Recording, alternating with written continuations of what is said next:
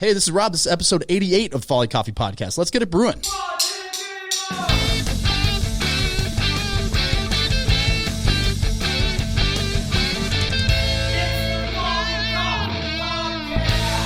All right. I am here with Tina Rexing of T-Rex Cookies, and I have a confession for you. Never had my cookies before. No, I've had them multiple times. Okay. We have actually met once before. About 3 years ago, Folly Coffee was the official sponsor of the Bloody Mary Festival. Really? And I had not been familiar with T-Rex cookies previous to this. And then you came up after the Bloody Mary Festival. To put it in perspective, you've got the first session. People are very polite. They have not had a single thing to drink yet, and they're going around to taste Bloody Marys. And I like to be at stuff like that because then I was the only coffee person. You were the only cookie person. It's great exposure. That's right. It's great exposure for a brand.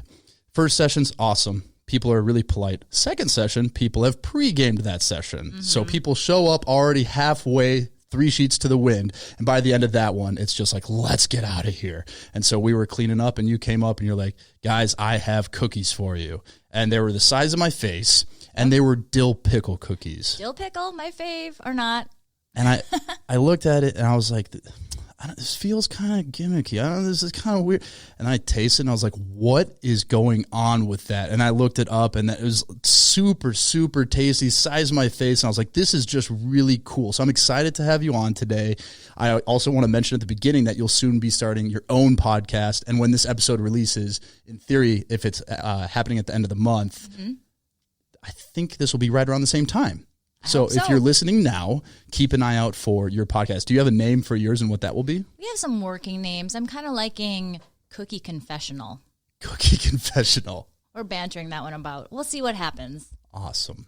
So I'm really excited to dig into your business because right off the bat, one thing I've noticed about the way you communicate on social media, LinkedIn, I see you posting a lot on LinkedIn, is you have a very unique voice. And I think a lot of times people are very subject to creating like this online persona or like a professional voice, and it comes across as like very businessy. And what I love about what you do is everything you do, you seem to be very honest and open and transparent, and I think it translates to what you do in business. I know how the cookies are made. I know what goes into it. I know who's doing what based on what you're doing. But before we get to that, I want to go all the way back to before T-Rex Cookies. How did you end up starting a cookie company that has not only cookies the size of your face, but also 5-pound cookies, doing flavors like dill pickle and a whole broad range of flavors? So way back when, my very, very first job ever, I worked as the baker at the Old Country Buffet. That's, of course, where all great bakers get their start. OCB. Right? The secret is they actually make their product. Like, they made chocolate cake from scratch. They made things from scratch. So when I was hired as the hostess that would carry old people's trays to their tables because they couldn't carry their trays. And then I kept on like sneaking to the back and watching the bakers, just watching like the whirring mixer. And so they finally said, you know what, you want to do this on the weekends? So 5 o'clock in the morning, I couldn't drive yet. So my dad would drive me to work at 5 a.m. and I would spend the first 20 minutes like peeling carrots for the carrot cake. And so I would bake for the weekends. I thought I'd just do it for like a summer. I ended up doing for 3 years. And, when I went to college, I'm like, I still love baking. So in college, my mom would send me like the dry ingredients for chocolate chip cookies, and I would make cookies in the dorm. I would just go to the cafeteria, steal a couple eggs and a couple sticks of butter, and I would go to the dorms and make cookies for people. When you go off to college, do you have this in mind that you're like, okay, baking is what I want to do, I want to form this business, or what did you go off to college with the mindset of? I majored in economics. I went to St. Olaf, and being Asian, your parents are like, this is what you're going to do. You're going to major in something that will make money, right? So I was kind of forced into, you're going to major in economics because that's a practical major. My parents would have killed me if I told them I was going to major in like art or something like that. But I always liked baking as a stress reliever. So once I got out of college, I got my real big girl job at Northwest Airlines. I'm dating myself at that point, right? But then I discovered the state fair had baking competitions.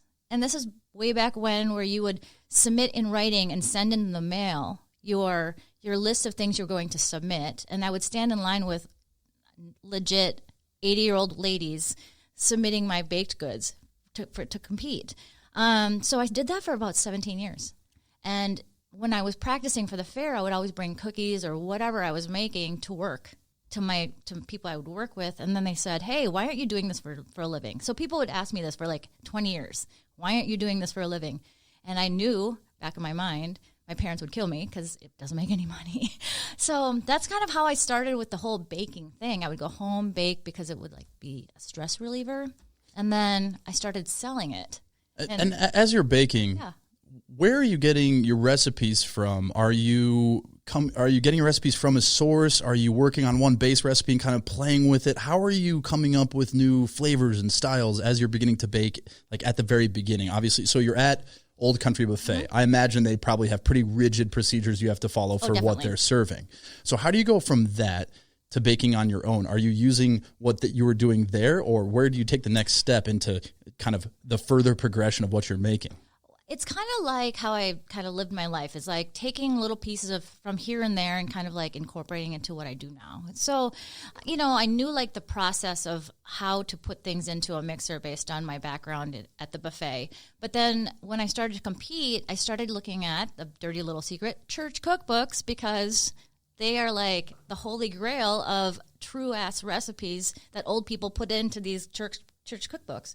And so one of my very first blue ribbons was a church cookbook recipe for a lemon bread.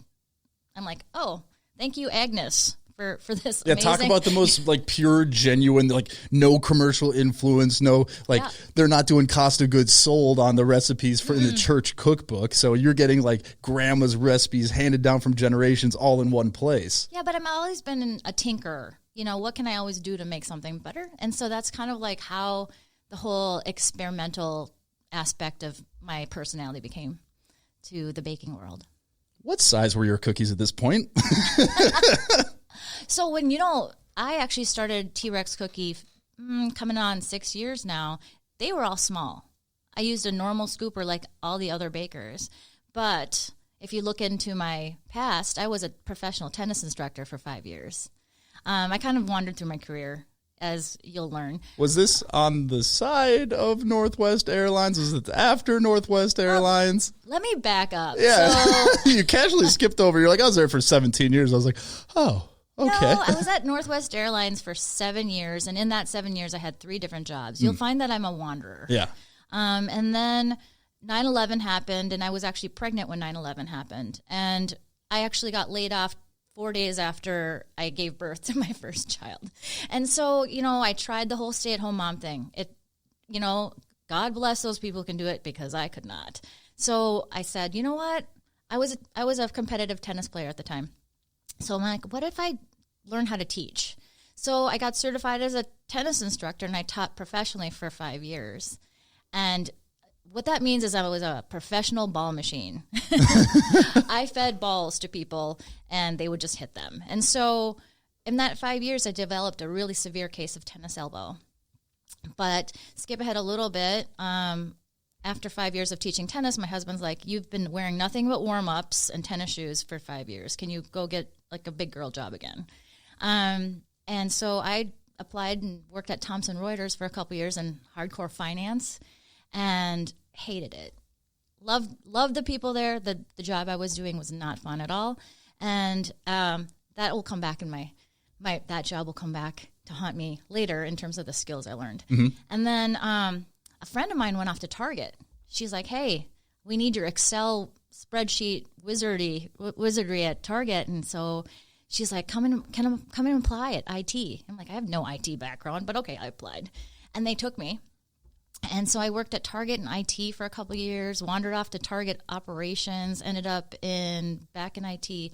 So I wandered through my career. So 7 years at Northwest, 5 years as a tennis instructor, Thomson Reuters, then Target and IT, Target and operations. Yeah. This is I think the natural progression of most people that start a cookie business. Right. This is probably But meanwhile, I was baking the whole time. Yeah. So as you're baking, who are you baking for? Is it strictly for competition? Because I'm trying to figure out like what your motivation behind baking. Because baking is an interesting thing that you find different types of people and what attracts them to baking. Some people are like very mathematical, and they're like, I love the precision, and that if we get the numbers right, it turns out perfect. It seems for you that competition seems to be something that drives you.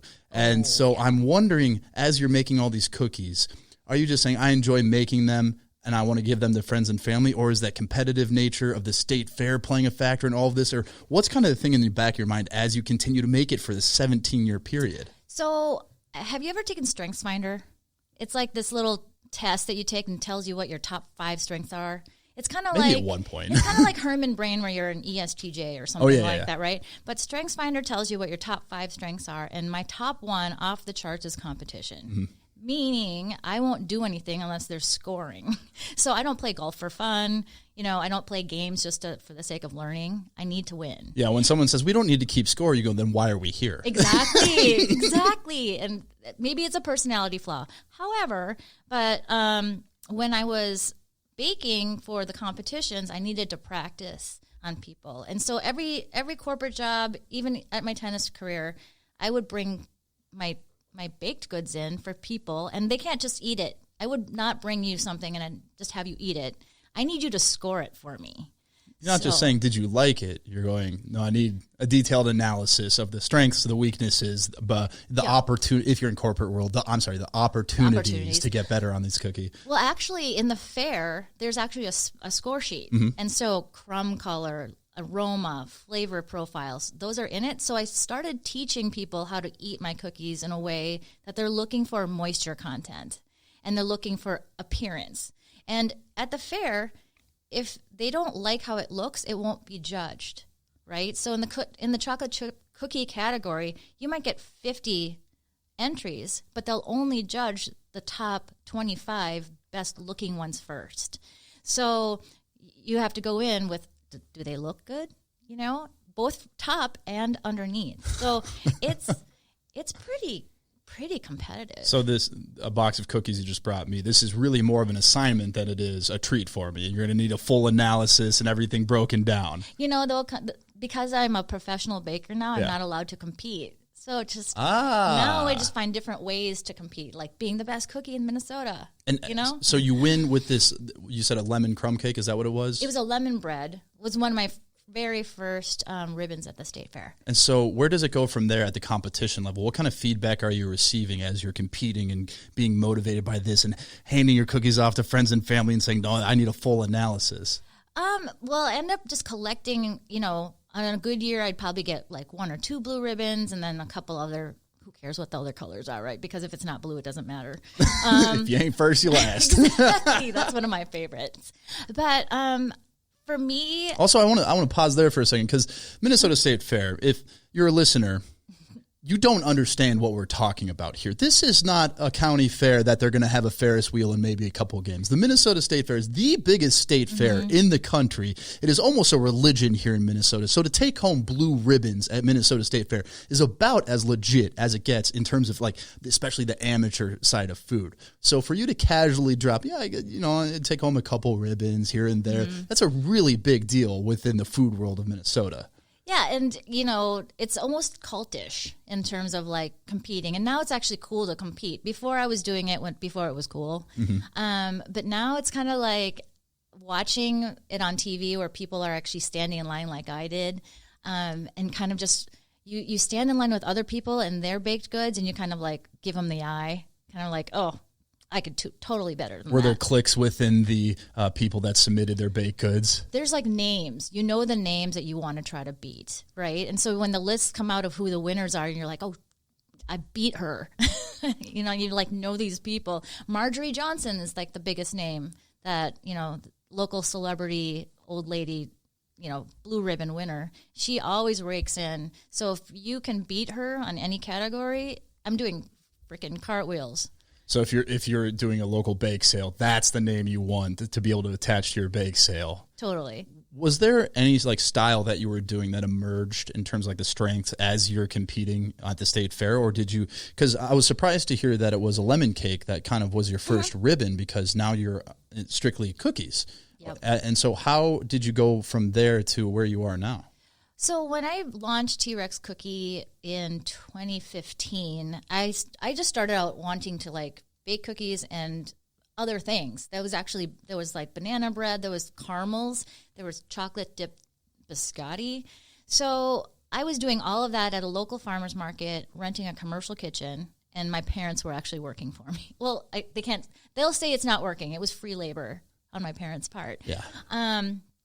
But I was making all these things, and I had to package them all, and I got the advice from a mentor saying, focus on what you like to do.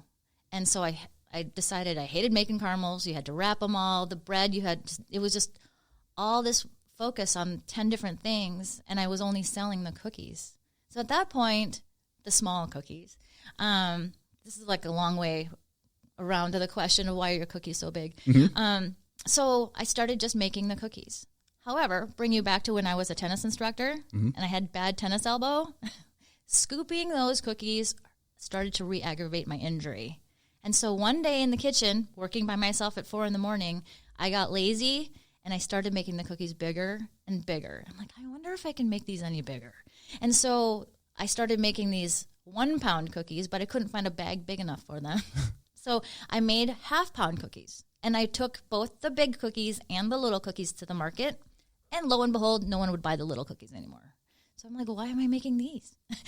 So I would just stick to the big cookies. And the market you're referring to, are you working at selling at farmers markets? Just the Minneapolis farmers market. So it was me making a max of maybe 200 cookies, working out of the, like almost an easy bake oven, and bringing them to the farmers market. So the size of the cookies originated from tennis elbow.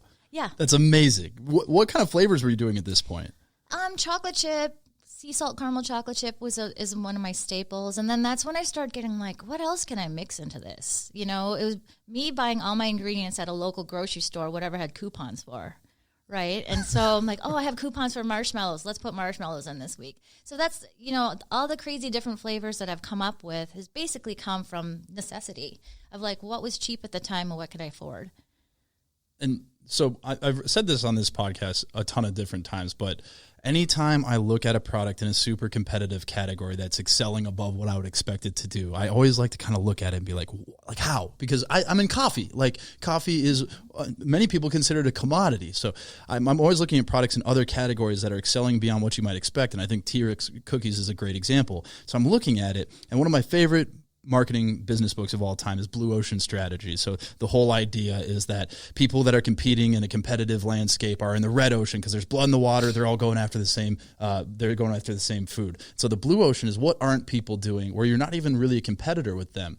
And I look at your cookies, and it's impossible not to know it's a T-Rex cookie because of the size of it. Mm-hmm. And then obviously it's absolutely delicious. But when you see a cookie that big, it doesn't surprise me that someone going to a farmer's market would want that one over the small cookie, because it's not hard to find regular sized cookies. And so it's so funny to hear that was incepted because of a sore elbow. And it's so funny to realize going at the market level that those begin selling at a much faster pace than the smaller ones just because it's different. And then when people taste it, there's obviously years of work and blue ribbon state fair winning expertise going into it. So it's like if somebody just tried to make a really big cookie and they just had no experience, it might work for that first purchase and then they'd never come back. So you're at how long were you at the Minneapolis Farmers Market? I was there up until pre-COVID. I was setting up shop there. But one thing that I found funny about my story is that people like the story. And so when people said, oh, these are T-Rex cookies because they're huge, right? But I actually named this company before I had big cookies because my name is Tina Rexing. And I had the logo of a dinosaur because people would call me T-Rex. And I had little arms. So it just, I think it was one of the first times someone's like, oh, they're T-Rex cookies because they're huge. I'm like, actually, my name is Tina Rexing. And they're like, no shit, really? You can't make that up. Yeah. And so it's part of the whole story. And then the whole idea that a lot of my first customers were Target people who were like, oh, good for you for quitting your job. Because I kind of felt like for the first couple years, people were living vicariously through me. Mm-hmm. Like, oh, she got to stick it to the man and quit her job and follow her dream. And so people just really like that underdog kind of story where she's grinding away at something she really loves to do. What was the point where you officially decided? I'm not saying the date you quit, sure. but I'm sure there's a time or a time period where you go, this has been something I've been doing for years and years for, I was going to say fun, but in your case, not fun, but competition driven and enjoying getting better. What was the point where you go, I think I'm going to leave my job and try to do this to make a living? It was a combination of a lot of things, but I think there was one point in my career, and I won't say what position I was in, but I had applied for a job, and it took at the role I was applying for, it was a 30-day interview process. And so within that process, I went through all 10 different interviews, and then at the end on day 30, you were supposed to find out whether or not you move on. And I thought I rocked it, right? I wanted to be this position. And the people who were interviewing me immediately, not even they could have at least waited till the chair was cold, immediately called my boss at the time and said, hey, Tina's not going to move on in this process because, and you'll love this reason, her ability to get shit done is a problem in this particular role. And so I'm like, because I can actually do my job and get things done is a problem. And I was like, what do you do with feedback like that, right? And so for me... You're like, you want me to do less?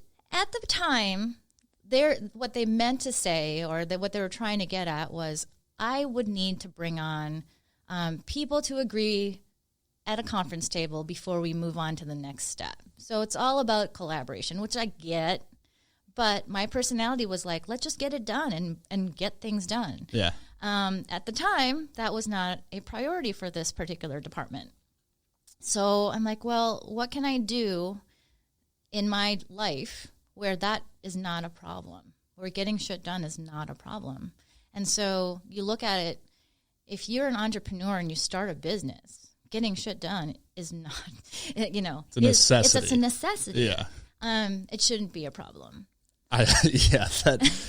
Honestly, it's like, especially in the food beverage category, like that is such a personality trait that it's hard to describe. It's hard to put on paper, but there's certain people that you go, I just know they're going to do well because they get shit done. And I've heard that phrase used multiple times. Mm-hmm. Like if you are able to get shit done, especially like competitively and being driven towards something, I'm like trying to rack my brain around it, but then I kind of think back to the corporate landscape. I was at Sam Adams, which is technically corporate, but like not really. Like we had meetings over beers, but still, there's like the politics game of not only hey they do really well and they're driven, but do they fit in with what we're trying to do exactly? And if they don't, the more outside of that you don't fit, the more conflict it could create in the future. And there's other people we need to keep happy, and so that is a frustrating thing. And that's honestly part of what led to the Sam Adams side was I love that job, but having ideas that you're excited about and trying to push them up and they go, well, that's just not the direction we're going, or that's just that doesn't make sense for what we want to do. And so that those types of things as an entrepreneur definitely plays into it. So you quit your job, and what is your first move after quitting your job? I went home and told my husband, because I'm normally like, I need a plan B, right? I went home and I had no plan B. And I said, hey, it happened to be my birthday. I'm like, I quit my job. You have to be nice to me because it's my birthday. Exactly. And, I talk about this a lot when people have me talk about the start of T-Rex Cookie, is that the impact on my family was pretty huge, because you come in with a dual income family. You get this lifestyle that you get because you have two people in corporate America. Then I just up and quit, right? So, having to give up the season tickets to Minnesota Wild, having to give up the country club membership because mom is having a midlife crisis is basically what was the underlying reason for that. And didn't have my husband buying into all this. So the first thing I did, he would send me like job openings at other companies. And finally I said, fine, I'm going to write a business plan. My business plan was all about, hey, I'm going to sell cookies at the local Minneapolis farmers market once a week. And I took the business plan. It was 78 pages. to the bank, and they're like, "You wrote a business plan?" I'm like, "Yeah, aren't I supposed to? Isn't this what you're supposed to do?" And apparently most people don't. And there's like, "Oh, we'll just give you a $50,000 line of credit because clearly you know what you're doing from the business plan perspective." And so I took the money and ran in terms of like buying ingredients and buying equipment and looking for a commercial kitchen. This is before the whole cottage law where you can make stuff at home. Mm-hmm. So I actually had to find a commercial kitchen. Oh, interesting. Yeah. And the cottage law, to clarify, is that you can, at farmers markets, produce up to, in Minnesota, $18,000 worth, or you can make up to $18,000 selling stuff made at home, and you don't need everything to be FDA inspected, and then you just have to slap a label on it that says, FDA hasn't looked at this, so good luck. Exactly. But I was before that time, and I was like in a commercial kitchen that was inspected, and so, I kind of felt like I was legit going to farmers market once a week, maybe a second one, and trying to figure out like who I was as a brand. And I wrapped my car. I had a Kickstarter too, by the way. So I had like the $50,000 line of credit, and then I raised like $9,000 on Kickstarter, and I used that money to wrap my car. So if Target hadn't taught me anything, it's know your brand. And so I drove around in this T-Rex cookie wrapped vehicle with cookies all over it. And I think that was the best investment I've ever made. I may need to change that because right now the van we drive, we needed a van, and we needed it to be a really good deal if we could afford it at the time. And so I currently drive a Ram that is red for no reason other than I don't think they could sell it because of the fact that it was red. Okay. So I may need to take your consideration on that. Oh, totally. One. May need to get your wrap person on the phone over here. They are amazing because these folks, I drove a Mini Cooper before, so I just renamed it the Cookie Cooper. So wrap being your best investment, I'd love to hear the explanation as to what is that something that tangibly led to things for you, or was this just something that over time more and more people mention it, or how do you measure the value of a marketing investment like the wrap? Because that's where I struggle with putting money into marketing. Is I go, yeah, I know it would be great exposure because it's basically a billboard and we're driving all around anyway, but I love to have like ROI that I go, we spent this much, we got this much, we spent this much, we got that much. And that one to me is always like right on the fringe that you go, gosh, such good exposure. But I would love to know on your side what that did for you as a business. Well, at first I had this wrapped car complex where I was like, oh, why is everyone staring at my car? I'm like, oh, it's covered in cookies and dinosaurs. That's why. And then you can't drive like an asshole. So it was really hard. That's also something I've considered. But, driving around in my personal car is my wrapped vehicle. Mm-hmm. It gives you exposure, right? But it also tells other people how you feel about your product. If you are confident enough to drive a vehicle that looks like my car, you must really believe in your product, right? So sometimes you see the cars that have maybe like a metal or like a magnet of their business like stuck onto their car, kind of. That to me tells me like you kind of like your brand and you can take it off your car if you want to. This is commitment, right? You have to commit yourself to your brand and you have to commit yourself to your product. So if you feel good enough about that, that means your product must be pretty good. And then it's like you're all in. This is I often look at that I think like perception is such an important thing when it comes to really small businesses, especially when you're first starting out, because it's a very, very, very, very fine line between like craft made quality and like, I don't know if I trust this business because it's like too homemade or too crafty. Right. And so like that's how we wanted to do our pre-printed bags. I see coffee bags all the time with stickers on them. And I go, well, pre-printed makes us look way more legit than even we were at the time. And so something like a fully wrapped car, as you're pulling up to that farmer's markets can be a full range of the types of businesses. So to see that car, you go, oh, kind of puts you at ease, puts you at comfort. You go, oh, this is a fully legit business too. Plus, she's clearly all in on doing this. And that's your personal car that you're driving around too. It is. I mean, what's funny is I don't realize how much I drive around because so many people are like, how many of these cars do you have? I'm like, I have one. Yeah. So that means they see me everywhere driving around in this car, but they think I have a fleet of them. Yeah, and you clearly know which car it is when you see it too, versus other delivery vehicles. Like the Amazon ones you see everywhere. notice them. You go, oh, I see those, must be making deliveries. But with your car, you're going to remember that you saw that. And I think that's another important point of how you wrapped it. I think some people like to go very conservatively. They go, well, this is my personal vehicle. I will be driving this around. Maybe I'll just get the branding on the side and it'll look nice, versus you see yours from a mile away. You go, what is going on with this Mini Cooper? I was just joking as I went to meet you in the parking lot. I was facing away from your car. I was like about to call you and be like, which car is yours? And then I turn around. I was like, there she is. Yeah, and I even got my personalized license plates. So that's the fun part. All in. The plates are size matters. So you start selling the larger cookies at the farmers market, and your business plan is completely built around selling at farmers markets. Yep. What is the first evolution of the business as you're selling at farmers markets to continue to grow and expand? So what happened was I developed a really loyal Facebook following and Instagram following. And business owners, if you don't have Facebook or Instagram, you're dead in the water. So you have to create those pages. So I created my own little pages on Instagram and Facebook. And this following of mine saw something on the Today Show. And the Today Show had a call out of what are the best cookies in your state. And I'm like, okay, whatever. So I had a friend of mine, Wendy, who nominated T-Rex Cookie on her Facebook page, and everyone started chiming in. 2 days later, I get a call from New York saying, would you be willing to come out to New York to talk about your cookie? And I'm like, this is a joke, right? Yeah, this is a joke. Prank caller. Which one of my followers is this? And I'm like, oh, sure. Yeah, that's fine. And I called up Wendy. I'm like, Wendy, that's not funny. She's like, what are you talking about? I'm like, that was New York. They just called me, and they want me to go to New York to talk about my cookies on the Today Show. So I said yes. So straight from the farmers market to the Today Show. Yep. Unreal. Yep. 8 months after I started the company. Not in the business plan, not in the 78-page business plan. So what do you think it was that made your followers on Instagram and Facebook so excited about what you were doing?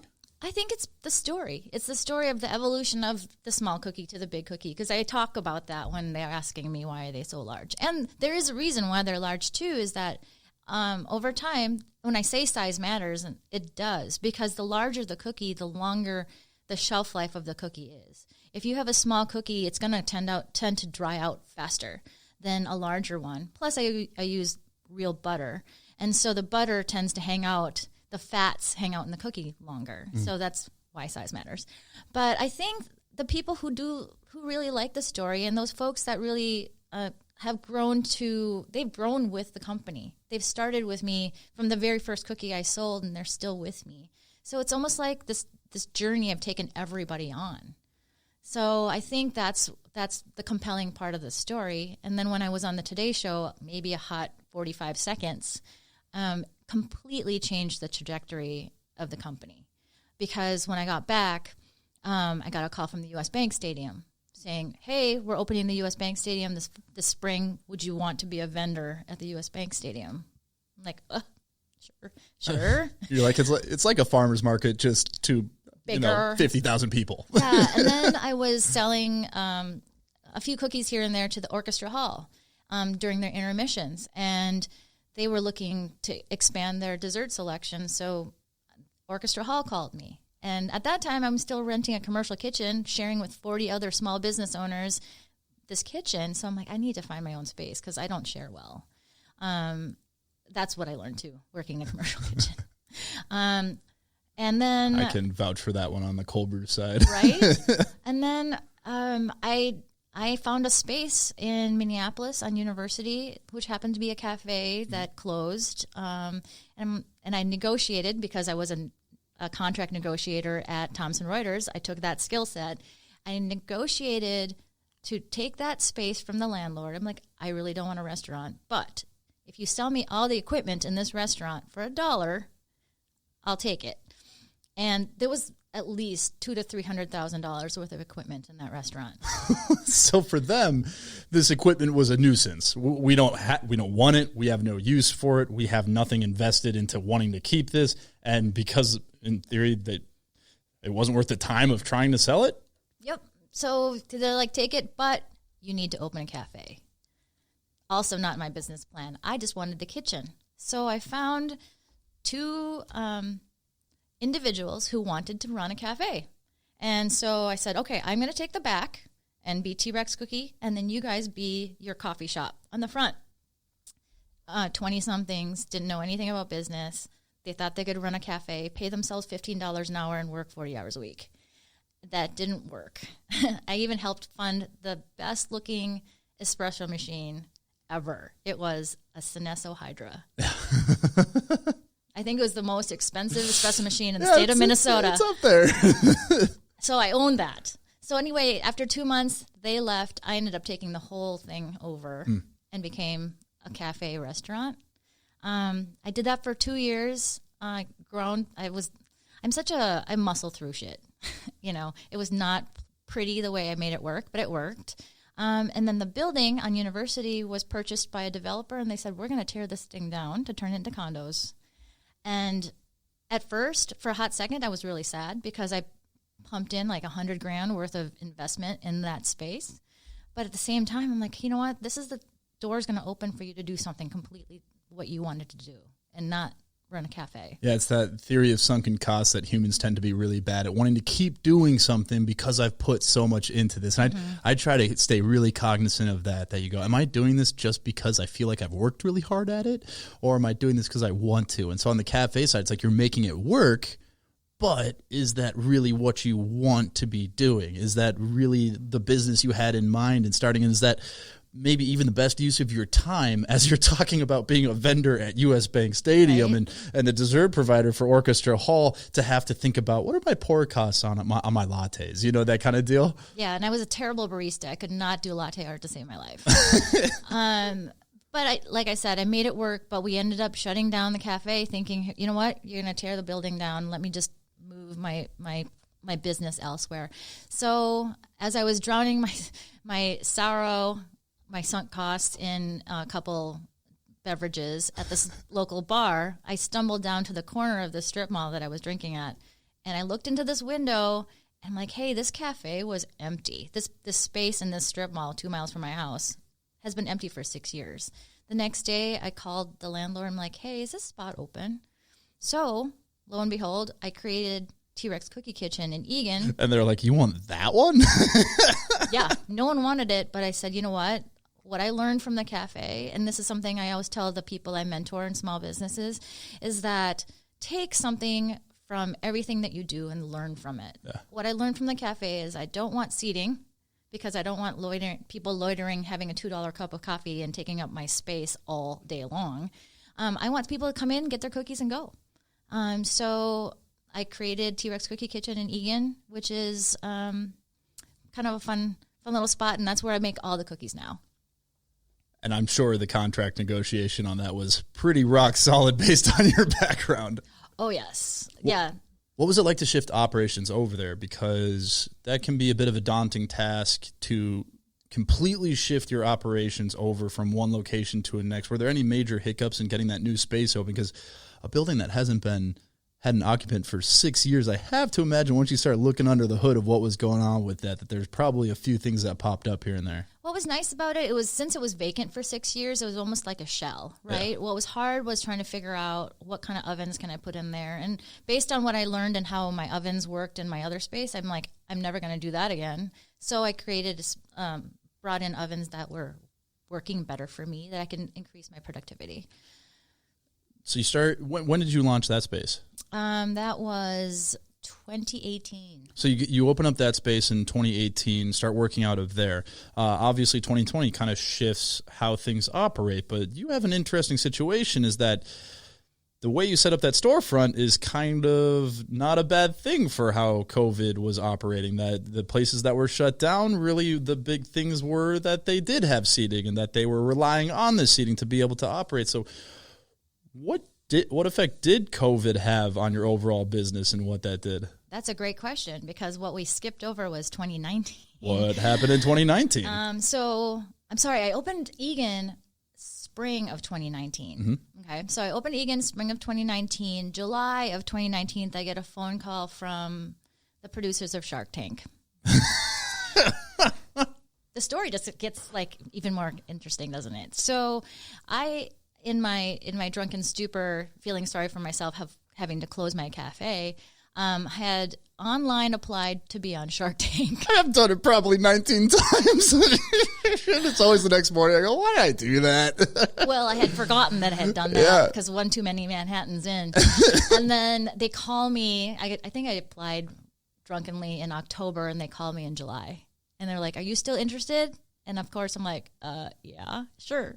And so, could you just send me verification that you're real? They did.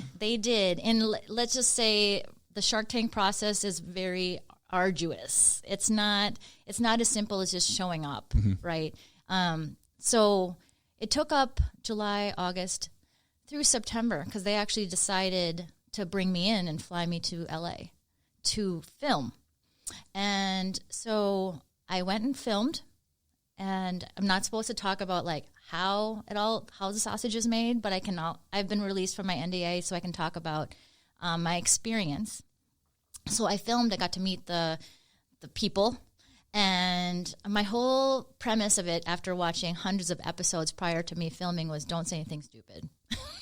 That's a good strategy, right? Because it's a 45-minute Q&A with the sharks. Really? That they edit down to 7-8 minutes. Wow. So the entire time in the back of my mind is like, don't say anything dumb, because they can edit it to make you look dumb. So I didn't sound dumb. But at the end of the day, you're in this cone of silence until they decide whether or not to air it. Mm-hmm. So they filmed it, and they'll tell you, we'll get back to you if we're going to air it, right? So I'm this cone of silence. Meanwhile, I decided to open a second location in Ridgedale Mall, in a shopping mall. Mm-hmm. So this all happened in September. I end up opening Ridgedale location in March. Good timing. March 1st, 2020. Woof. Right? So I opened the second location in the center court of Ridgedale Mall March 1st. March 6th, I got a call from Shark Tank producers saying, ABC didn't buy enough episodes, so you're not going to air. Boo. That's okay. It was a great experience. That's like a topic for an entirely different episode. But March 14th, I was going to have my grand opening of my Ridgedale location. It became my grand opening, grand closing. So that March was a shitty month, 2020. I would have to imagine so. Yeah. And then as I'm thinking is basically all the relief that's coming through for businesses is warranted on the fact that you're comparing your previous year numbers to the new year's number, and it's revenue based. So it's not profitability based. You couldn't say, no, we're making way less money because we invested into the second location. And so in theory, was that your experience? Is that the relief that came through wasn't what was needed to even... Correct. So that was like the irony of all of it was like all this relief was coming in to help small businesses, and the only small business that I had at the time that applied was my Egan location, because I had opened in March for my Ridgedale location, which I spent a ton of money opening. It didn't qualify for anything because it's year over year. How is this doing versus last year? Had to have existed prior to 2020 and be able to prove that this has affected your business. Exactly. What was that like trying to navigate through that time? I mean, it's impossible to think about now, but at the time they go, it's going to be 2 weeks. So maybe you're like, okay, 2 weeks, that sucks. It's our grand opening. It messed up our grand opening. That's annoying to start. Where does it go from there and trying to navigate both your Egan location that's been going for a couple of years and the new location not even being able to be open in that space? Well, initially both had closed, right? Because it wasn't clear to me whether a cookie shop is an essential business, right? But then I saw that, other bakeries are still open. So I'll just open Egan a few days a week, curbside pickup. Mm-hmm. Meanwhile, the mall is still trying to collect rent from me, even though we're closed. So that's an entirely different... I was juggling legal aspects of like, do I pay them rent? What do I do? We're closed. Where's the money going to come from? But meanwhile, I had a food truck, and food trucks were kind of regulated. We're kind of not during the first part of COVID. So here I am just constantly grinding and thinking out of the box of like, where are we going to get money? Curbside pickup? Okay, check. Ridgedale still closed through July. But then let's take the food truck out. And so we started taking the food truck out. Farmers markets were not happening. So we're just trying to think about where we're going to make money. What saved me during the first part of COVID was online shipping. I don't know if Same. Right?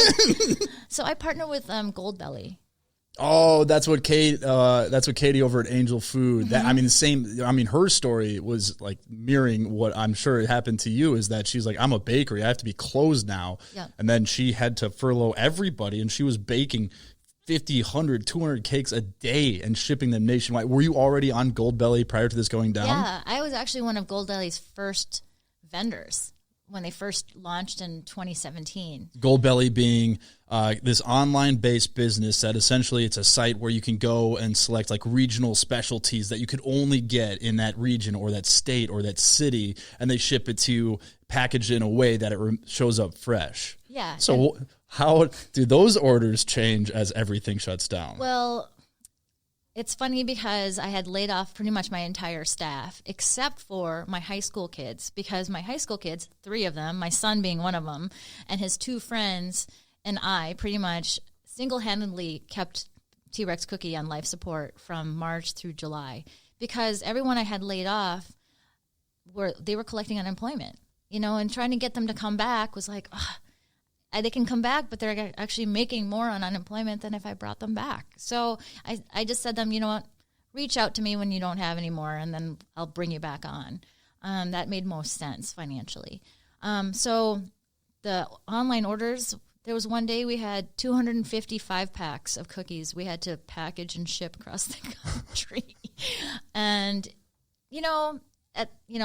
maybe I just blocked out how awful it was, but actually it turned out. And I'm sure, did you have anyone approach you at this time and be like, well, your online sales are so good, you're probably crushing it?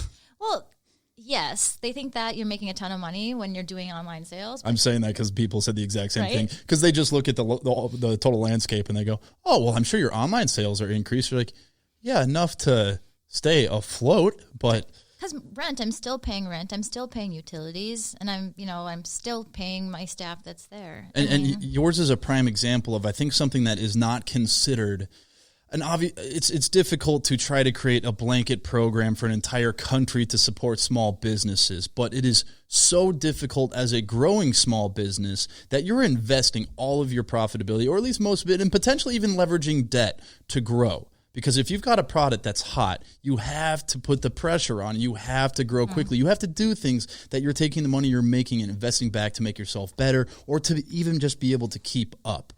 And so when people are like, oh, well, this side picked up, and you go, but I had invested, literally in your case, the second location is a physical representation, but you're building growth plans based on a profitability model that just disappears. And so all of a sudden, all these things you financially committed to, you're no longer able to back up, and yet all the pressures remain of people collecting rent, suppliers still needing the payment on the commitments you've made. And that is the difficult part of all of this is, I think it's like, oh, well, your online sales increase, and you're like, enough to keep us going by. Right.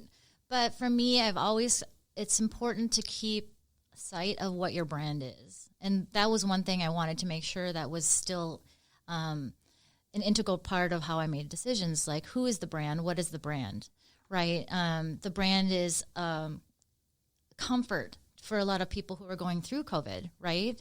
To have a cookie and trying to kind of a sense of normalcy about them is making sure that I still provided that piece of comfort for their kids. And so when the T-Rex Cookie food truck would roll through a neighborhood like an ice cream truck, and these people have been cooped up in their homes for weeks at that point, and for me to pull up the truck with 200, 300 cookies and sell out within 5 minutes, that made me feel good as a person, that in terms of like, hey, people really like this, and B, I can still stay afloat and still keep the brand, have brand integrity. And those are the times when that competitive side is very, very, very helpful to have. And I've heard you mention a few different things where it seems like you continue to look at what good can come out of this situation.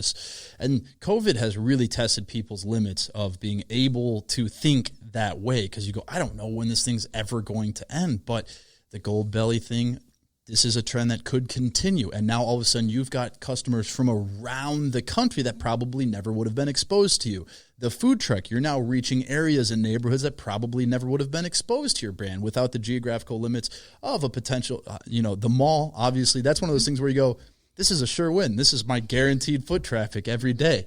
And so to be able to take that situation, still say, let's go find the people now. Now you've got all these customers that are new people that have never been exposed to your brand. And word of mouth is such a key thing that when you have guaranteed foot traffic, because it's eerie how similar your story is to Katie. She has an airport location that they signed that 10-year lease on. And when you want to talk to any business person pre-2020, they go, if you can get an airport location, money. That is guaranteed foot traffic. If you have a great product, it's going to succeed. And so to open a mall location is the same thought process. Guaranteed foot traffic. And yet you continue to say, yes, this sucks. Things are really hard. But it sounds like you continue to look at the good and things. Those are the people that people want to be associated with, even customers I've found. And there was this general feeling of like, buy my stuff because things are hard. And I've said this before, is like the overwhelming messaging was buy my stuff because things are hard. And yours continue to say, buy my cookies because it's our brand, it's who we are. And that's such an important thing for the long term, the longevity of a brand, because people didn't know this was going to last for over a year. But even if it was just a few months, it's exhausting to continue to buy something. And every time you feel like, if I don't buy that, I feel guilty. Yeah, that was the part too. When people are like, oh, we're going to go support small businesses on Tuesdays or takeout Tuesdays or stuff like that. And it was like, I don't want you to feel sorry for me. And that's a thing that, doing this whole PPP thing and have people try to support small businesses. I love it. But at the same time, it takes a special type of person to be a small business owner. You have to have like this amount of grit about you to get through shitty ass times and to get through the good times, but don't get too high on that, right? Because knowing that the shitty time's coming. So I think the whole, let's buy this cookie because, she'll be homeless if we don't. I don't want that kind of attitude about my Sounds product. Like this charity mindset about something. You're like, I've put my blood, sweat, and tears into creating the best cookie possible, and now you're treating me like I like it's not a great thing that I've done or that I'm trying to provide for you, or that like all the work you've done into building that brand to be like, I'm buying this because you need it. It's like, I'm trying to create something that you need. Exactly. I'm making these cookies because it'll make you less sad, right? And so, COVID was tough that way. I opened the mall location back up in July, and my break-even number of how many cookies I needed to sell in order just to break even at the shopping mall was 150 cookies a day. Just break even. I was selling 25, 30 cookies a day, and it's like super sad. That was super sad when you take a bunch of cookies and you're like, what am I going to do with these cookies that I can't sell, right? I ended up donating a lot of them to like schools and to students who we're not having food at home because of not going to school. And so I was doing a lot of charity work during COVID, even though I couldn't really afford it. It was something I think I had to do in terms of being able to help the community out, because I was suffering, but there's people who are worse off. How is it now as we go into summer of 2021? Things are trending positively. Vaccinations are rolling out. We're at 75% capacity in restaurants. What is your general feeling going into this summer after what sounds to be a pretty brutal year, if not just from the pure workload that you took on from having to make up for those different areas that were lost? Well, because of the whole COVID situation, starting in October of 2020, I started looking into CPG product.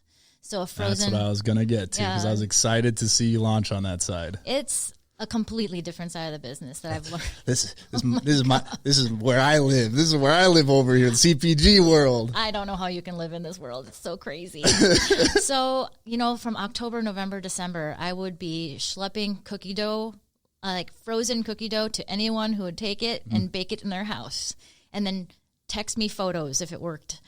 Because baking a big cookie is not as easy as it looks. Right? Because you take a cookie dough ball, if it gets into the oven and not your mouth first, people tend to bake them at 350 degrees for 10 minutes, an instant cookie, right? T-Rex cookie is a half a pound of dough that you put on a tray, and maybe you get 2 on a tray in your home, and it's 280 degrees for 30 to 35 minutes. So that was one thing, like, okay, how can I get a normal person to bake this in their house, right? And so the best people to test it on were people who've had my cookies before. And so they know what it's supposed to look like. And so I started doing this R&D thing. And my background's in data analytics, by the way. So I would take all the data and figure out, yes, I think this can work. And so January, we launched into grocery stores. And talk about like cold call, bringing samples to people who don't know you. Yeah. That's a tough. It's brutal. I mean, honestly, like I think looking where we're at now and the relationships we have with our buyers, I think people assume, oh, you've just always had those connections or something. You go, no, for every 20 doors you knock on, and that's, you show up, knock on the door, person's probably not there that you need to talk to. Maybe you get their info. Maybe they say, come back another time. That side is probably the most difficult part that I think most people think is not that difficult. Yeah. And one thing, what I leaned a lot on my social media. So when I knew I was going to launch the CPG product, I put it out there on Facebook saying, hey, look what we're launching. Where should we go? Yeah. And just by having people say, oh, come to Hy-Vee, come to Kowalski's, come to Lunds & Byers or whatever, it gave me like, there's possible demand there. And so that would build my story. So when I go knocking on the Hy-Vee door, I'd say, hey, there is some demand for this. Can you bring it on? Lo and behold, I had 2 of my followers on Facebook happen to be the buyers at a Hy-Vee and a Cub. It's with brands like yours that have some fire behind them, it's more common than you think, because buyers that are really good at what they do are genuinely interested in finding the next up-and-coming things. And so that is something that social media following, my mindset on it has shifted. It used to be that I go, oh, this is where we'll drive sales through. We'll use our social media to try to drive online sales. And that's getting more and more difficult as social media channels control what the users see. And it seems to be that they don't show business stuff as much unless you're paying for ads. And then obviously people are less likely to interact with as many business posts as they do their personal friends. And so if you're following 1,000 people, which used to sound like a huge number and is a pretty normal thing, if you're interacting with 30 of your closest friends, that's going to be your entire feed unless you're interacting with that business every day. But what it does provide is credibility to potential buyers. As you go to them and you go, here's our following. We have people in the market that like what we're doing, high engagement, and actually they're the ones that recommend that I come see you, is an interesting way to switch it around. And so you find out, fortunately, again, not to be understated, 7 years in business. So this isn't a new startup that you're saying, hey, we're trying to figure out what we are in the market. You go, we've proven it on this side and we need a little bit of faith to be able to get this side started up. But you fortunately have 2 of the buyers as followers. How do you find that information out? They send me notes. And so they would DM me and they'd be like, hey, we'd be interested in having your product in my store. And so, of course, the first thing I do is load up the product in my car and drive it over there. Next thing you know, I had like 1 account. And then I would say, hey, if you can get me into a couple more stores, how about I'll get you a bottle of whiskey. How's that? And that just kind of relationship building that I've kind of learned that is super important in this side of the business is that they have to trust you. And as the business owner and not like a sales rep for me, I think seeing the business owner going and saying, hey, look, my face is actually on the back of the bag too. So I'm like, hey, this is me. And I'm more than happy to come and demo when that time is right. And I'm putting my name and face on this bag, so I really feel good about this product. Yeah, and the door knocking and the sales side is it's a total grind, and I think that is something that people go, oh, you got a lot of followers, I'm sure all you have to do is email them, and they go, yeah, let's do it, and you go, that's just not the reality of it. And so to switch from what you're doing to CPG is a difficult move, but with the product you have and the reputation you have, I mean, you could be like, it didn't air, but I was on Shark Tank. I was on the Today Show 8 months after I launched, and you can have this list. I mean, I literally made a graphic for Folly that I just go, here's places that have covered what we do, because I think sometimes we get so caught up in our own businesses that we assume everyone knows the story. We assume everyone knows what's going on. And I like to take the mindset, like, it's this quote, it's nobody cares, work harder. And I love that, because I like to assume whoever I'm talking to has never heard of us, which for Folly is probably true, and that I have to, in a very short period of time, create a compelling story for why I should be on their shelf, assuming they know nothing about the brand. And that's getting in their world and like knowing which shelf you want to be on, which products you should be on, and why, the pricing, how that compares to where you are on the shelf, your promotional plan, and even just like having a little bit of their language. When I first started, that was a key difference in those initial emails, to just have a few piece words of vocabulary. Here's my, even small things is, here's my yearly promotional plan built out. Buyers go, oh, okay, God. As long as I don't have to think about that type of stuff, it can be really cumbersome for them, especially to bring on a new local supplier, because they don't like having new contacts. Yeah, and I'm finding that out, because, you know, I'm like, oh, I should be able to get into Target. I used to work there, right? But as I kind of go down these big box store, you know, maybe having conversations with Costco, and it's like the whole thing of be careful what you wish for is true, because then you have to start thinking about scale. Mm-hmm. Can I fill these orders and not mess up the brand, right? And so I'm trying to go at the growth piece and keep my brick and mortar still running, because both locations are still working, and still running this CPG part of the world is a lot. Yeah. And my biggest challenge now is like, okay, do I pull this trigger on Walmart? Maybe I should wait. You know what I mean? And so it's easy as a business owner. I'm like, oh, absolutely, I'm going to hit all these at the same time. But then you have to figure out what are the consequences. You get one shot. If you launch somewhere and can't keep the biggest pet peeve of any buyer is empty shelves. Yep. And if you're the one doing the deliveries, or the distributor you're working with is doing the deliveries, you get one shot at that. And if you mess it up, they get pulled, even if every time they put on the shelf, it's sold all the way through. For two reasons. One, that's lost money to them. And then two, they're going to be looking at the sales numbers of what's sold, not how fast what was put on the shelf sold. And one trend I'm seeing at the large chain level that could be a compelling way to kind of balance this out is go to them and ask them if they do any test programs. Do you have any flagship locations? Do you tier out your store types? So if I'm a Target, do you have an A tier, a B tier, and a C tier in terms of the demographic fit for what I'm selling? So for you, it's going to be a premium product. Do you have stores that premium products sell better? Is there a potential to test in these stores? And that's a way to potentially be like, hey, we want to make sure that we can supply you with the best service. So we'd rather be in less stores, whereas they probably get a lot of people just as many as we can be, we want to do, and then we'll figure it out later. And so thoughtfulness and like a plan that fits what you're able to do is also a great way to go about it. But so explain what that, because we actually jumped right past this. What was that R&D process like of having existing customers and be like, here's half a pound of dough. Let's see if you can get it to cook properly in the oven. Initially, people just did, I'm like, I did it first. We're like, bake it how you think it's supposed to be. And of course, everyone would throw it in a 350-degree oven, and you see the outside is totally burnt and the inside's raw. And some people actually like that, which is gross because I don't eat cookie dough. Yeah. Bad little secret. But as I give them a baked cookie, I'm like, this is what it's supposed to look like, and please follow these instructions.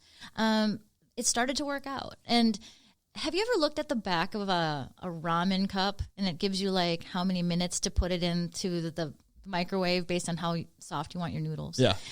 My son, who works for me, saw that on the back of a ramen cup. He's like, what if we did this in the back of the cookie bag in terms of like how long? Because 80% of my customers like cookies underdone, which is so weird. And they have like the 1% who want them burnt.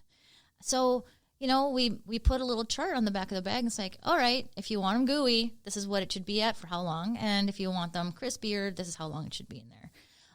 So it was an interesting R&D. You should drive home like the barbecue slogan. We're like, great barbecue is low and slow. You got to be like, this is quality stuff. It's got to be low and slow. It's not like those instant cookies you're getting out of the tubes. It's funny because I do get IM saying, oh, hey, by the way, I ate the whole puck of dough without baking it. I'm like, I don't want to know that. I don't want to know that. And so is that kind of the next big focus for you as you go forward into this year, is the CPG side? Yeah, because it's quite an investment because you have to buy the packaging, right? And then I have a commitment. I bought 40,000 pouches, so you're trying to get those to move. CPG as well as maybe launching into some bakeries because I actually have food service packages where I sell into restaurants. So about 25 restaurants around the city carry T-Rex cookie on their menu. And as you're providing those detailed instructions so that they go, this is how you can get that same T-Rex quality to be able to offer on your menus.